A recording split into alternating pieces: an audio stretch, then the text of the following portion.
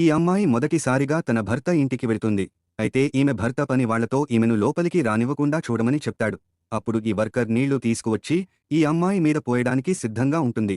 అయితే బయట వెయిట్ చేస్తూ విసిగిపోయిన ఈ అమ్మాయి కోపంతో గేటును తన్నుతుంది. అప్పుడు ఈ గేటు ఆ వర్కర్ మీద పడగా ఈ అమ్మాయి గేటుపై నడుచుకుంటూ లోపలికి వస్తుంది. ఇది చూసి ఈ కుర్రాడికి కోపం వచ్చి తన భార్యను తిడుతూ ఉంటాడు. కాని ఈమె ఇతడి మాటలను పట్టించుకోదు. దీంతో ఇతడికి కోపం వచ్చి బయటికి వెళ్ళిపోతాడు. అయితే ఈమె చీకటి పడేదాకా తన భర్త కోసం ఎదురుచూస్తూ ఉంటుంది. కాని భర్త తిరిగిరాడు. అప్పుడు ఈమె వర్కర్స్తో తన భర్తకు కాల్ చేయమని చెప్తుంది. కాని వీళ్లు ఫోన్ చేయకుండా చూస్తూనే ఉంటారు. అప్పుడు ఈ వర్కర్ నీ వల్లే మీ భర్త హర్ట్ అయ్యి వెళ్లిపోయారని చెప్తుంది.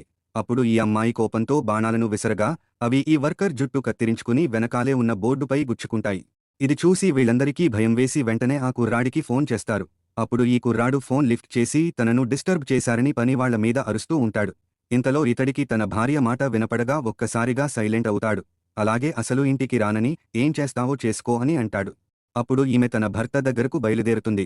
అప్పుడు ఈ కుర్రాడి స్నేహితుడు ఇతడితో ఇంట్లో నీ మాటే చెల్లుతుందా అని అడగగా ఈ కుర్రాడు తన స్నేహితులతో నా భార్య ఎప్పుడూ నా చెప్పు చేతల్లోనే పడి ఉంటుందని చెప్తాడు. ఇంతలో అక్కడికి ఇతడి భార్య వస్తుంది.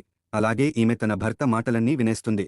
ఇంతలో ఈ కుర్రాడు తన భార్యను చూసి షాక్ అయిపోతాడు. అప్పుడు ఈమె భర్త స్నేహితుడు ఈమెను కూడా తాగమని మందు బాటిల్ ఇవ్వగా ఈమె తన కత్తితో ఈ బాటిల్ను నరకగా ఇది 2 ముక్కలు అవుతుంది. ఇది చూసి ఈ కుర్రాడికి భయం వేసి వెంటనే తన భార్య వెనక ఇంటికి వెళ్ళిపోతాడు. మరిన్ని స్టోరీలు రోజు చూడాలంటే వీడియో లైక్ చేయండి.